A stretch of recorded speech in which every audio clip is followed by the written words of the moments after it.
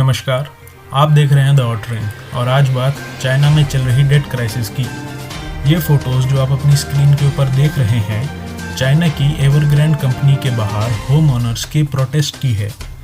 Evergrande China का number 1 real estate developer है, जिसके 200 शहरों के अंदर 800 से ज़्यादा प्रोजेक्ट्स चल रहे हैं। पर इस समय एवरग्रैंड एक बहुत बड़ी आर्थिक समस्या के अंदर फंसा हुआ है। एवरग्रैंड के ऊपर लगभग $305 बिलियन का कर्ज है और इसका ब्याज यानी इंटरेस्ट लेने के लिए उसके पास पैसे नहीं हैं। 23 सितंबर को एवरग्रैंड की $83.5 मिलियन की इंटरेस्ट पेमेंट ड्यू हो गई थी, जिसे वो पे नहीं कर सका था। अब कंपनी के पास इस पेमेंट को करने के लिए सिर्फ 30 दिन का ग्रेस पीरियड बचा हुआ है। आज की वीडियो में हम बात करेंगे कि किन कारणों की वजह से एवरग्रैंड की हालत इतनी ख़राब हो गई, और अगर एवरग्रैंड डिफ़ॉल्ट करता है तो उसका पूरे विश्व, भारत और चाइना के अंदर क्या फ़र्क पड़ेगा। उससे पहले आप हमारे चैनल द ऑटरिंग को सब्सक्राइब ज़रूर करें। इस केस स्टडी को समझने के लिए आपको रियल एस्टेट बिजनेस के बारे में कुछ चीज़ें पता होनी बहुत ज़रूरी हैं।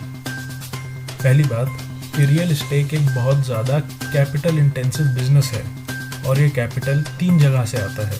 पहला, कंपनी बैंक से लोन लेती है। दूसरा, वो अपना खुद का कैपिटल लगाती है।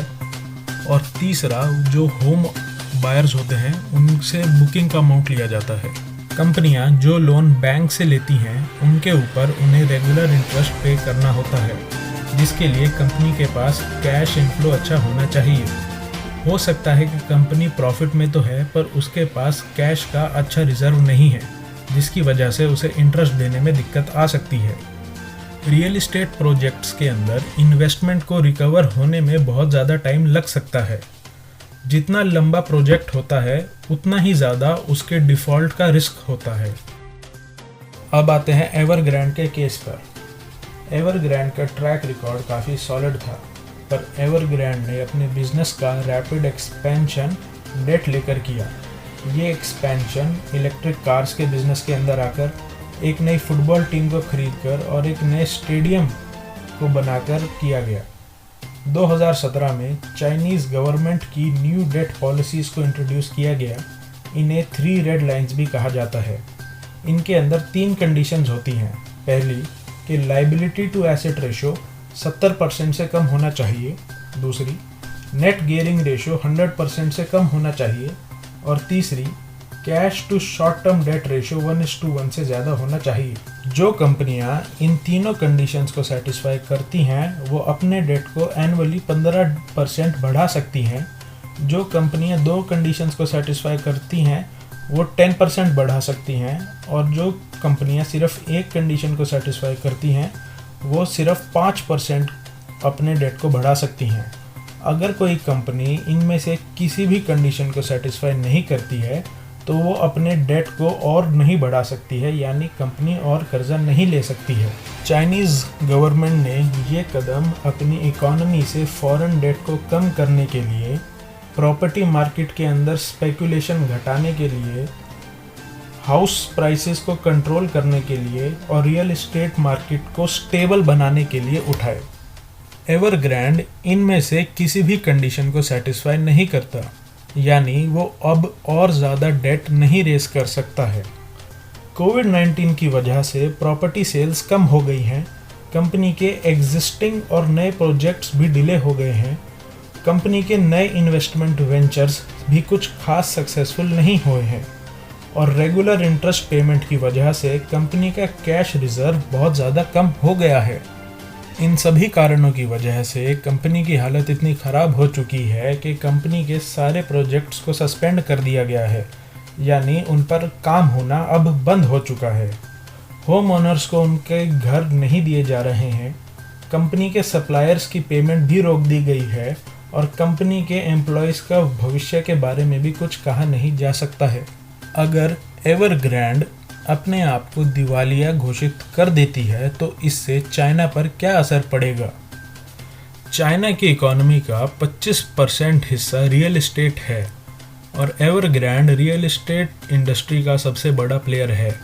अगर एवरग्रैंड डिफ़ॉल्ट करता है तो इसका सीधा असर चाइना की ग्रोथ और उसकी इकोनॉमी पर पड़ेगा। एवरग्रैंड के कर्जदार यानी लेंडर्स की सूची के अंदर 170 से ज़्यादा डोमेस्टिक बैंक्स और 120 से ज़्यादा फॉरेन बैंक्स शामिल हैं। अगर एवरग्रांड डिफ़ॉल्ट करता है तो इन सभी बैंक्स और बॉन्ड होल्डर्स का पैसा डूब सकता है। एवरग्रांड के डिफ़ॉल्ट से इंडिया के ऊपर क्या फ़र्क पड़ेगा? रियल एस्टेट बिजनेस का रॉ मटेरियल जैसे स्टील, सरिया, ये सब चाइना इंडिया से इंपोर्ट करता है। एवरग्रांड की डिफ़ॉल्ट की वजह से इंडिया के एक्सपोर्ट्स भी कम हो जाएंगे। एवरग्रांड की डिफ़ॉल्ट की संभावना का असर इंडिया के स्टॉक एक्सचेंजेस पर भी दिखा है। 21 सितंबर को स्टील और मेटल शेयर्स की वैल्यू जैसे Tata steel 9.5%, Jindal steel and power 9.1%, NMDC 7.7% और JSW 7% से वैल्यू कम हो गई है, जिसकी वजह से इन्वेस्टर्स को एक दिन के अंदर 57,000 करोड़ का घाटा उठाना पड़ा है। चाइनीज़ बैंक्स जो एवरग्रांड के लेंडर हैं वो भारत के अंदर भी निवेश करते हैं और एवरग्रांड की डिफ़ॉल्ट की वजह से इंडिया के अंदर उनका निवेश भी कम हो सकता है। एवरग्रांड की डिफ़ॉल्ट की संभावना के चलते ग्लोबल स्टॉक मार्केट्स के अंदर भी एक दिन के अंदर 135 बिलियन डॉलर्स का घाटा हो चुका है। कंपनी के हाव भाव देखकर ऐसा लगता है कि वो अपने इंटरेस्ट की पेमेंट्स नहीं कर पाएगी। चाइना की गवर्नमेंट ने ये साफ कर दिया है कि वो एवरग्रांड को बेल आउट पैकेज नहीं देगी, जिसके चलते एवरग्रांड का डिफ़ॉल्ट होना लगभग तय है। स्टॉक मार्केट्स को इस झटके से बचाने के लिए PBOC यानी पीपल्स बैंक ऑफ चाइना ने 1.6 बिलियन डॉलर्स बैंकिंग सिस्टम के अंदर इंजेक्ट किए हैं। कंपनी ने अपने इन्वेस्टर्स को ये ऑप्शन दिया है कि वो अपने कर्ज की पेमेंट कैश की जगह प्रॉपर्टी और रेजिडेंशियल यूनिट्स के रूप में ले सकते हैं। बहुत सारे लोगों का ये कहना है कि एवरग्रांड की क्राइसिस 2008 की लेमैन ब्रदर क्राइसिस के जैसा है और इससे वर्ल्ड इकोनॉमी डिप्रेशन में आ सकती है, पर अभी ऐसा कहना ठीक नहीं होगा, क्योंकि सरकार चाहे तो कंपनी के अंदर इंटरनल रिकंस्ट्रक्शन करके वो कंपनी की भागदौड़ अपने हाथ में ले सकती है। सभी लेनदारों से अपने कर्ज की शर्तों को रीनेगोशिएट कर अपने कर्ज को कम करवा सकती है। इन सभी कदम को उठाने से चाइना इस डिफ़ॉल्ट के इम्पैक्ट को कंट्रोल और थोड़ा डिले भी कर सकता है। 2018 में इंडिया के अंदर भी IL&FS के साथ भी कुछ ऐसा ही किया गया था। चाइना की गवर्नमेंट अभी चुप है, जिसकी वजह से मार्केट के अंदर बेचैनी बढ़ रही है। अब क्या गवर्नमेंट रिकंस्ट्रक्शन कर सिचुएशन को कंट्रोल में करेगी या बेल आउट पैकेज देकर समस्या को जड़ से ख़त्म ही कर देगी? जानने के लिए देखते रहिए द ऑटरिंग।